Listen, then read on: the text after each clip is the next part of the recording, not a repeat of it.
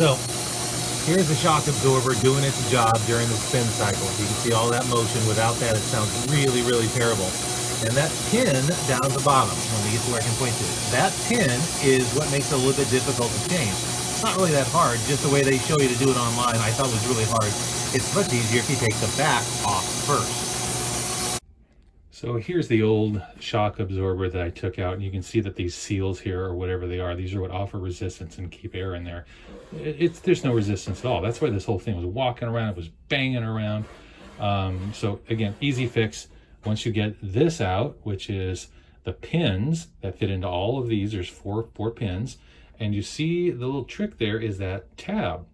You can get the tab. Yes, I saw one company that did this all from the back. So I guess you can do this all from the back. I'm going to do it from the front and the back, and that's going to make your life a lot easier. Do not do what I saw in one of the videos and do it all from the front.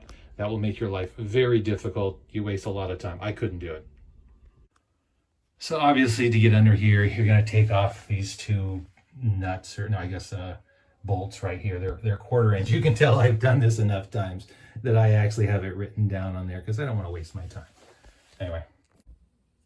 So 1/2 inch socket, just put the 1/2 inch socket on there. It pushes in the tab. Then I've got my nut driver. Just put the nut driver in. And that sucker pops out most of the way. To get it the rest of the way, I'm just going to put a smaller socket on it. Smaller socket pushes it all the way through and out. Now, obviously, if it was the old one, you might have to whack on that a little bit with a hammer. That's not going to be that bad.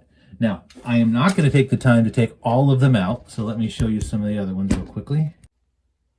So there's the upper one right there. You do the exact same thing. Put the 1/2 inch drive on first, push it through, etc.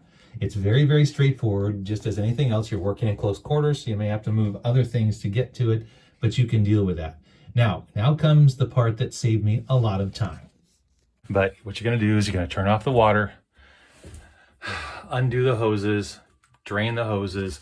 Now, here's something that I decided to do, and you may or may not agree with it or not. But before, this silly thing had these screws in here. So these are the screws that came in the device, and I hate them. Some of them you can grab onto, some of them they just seem to strip immediately.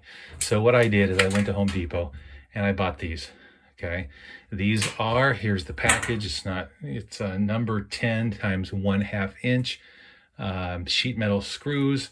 It's 5/16, and with my drill I can take all of these out just very, very quickly, and I don't have to worry about stripping them. God, and again, when you're doing this, already in a small area here, as you can see, so to be able to save a little bit of frustration, might as well do it, right? And now the time-saving part. On the repair video that I found online, they showed him doing this from the front using a wrench or something. I could not get that to work. I felt I was damaging this right here, and it just wasn't working. And yet, when I come from the back, and I put this thing in here, and I push on this with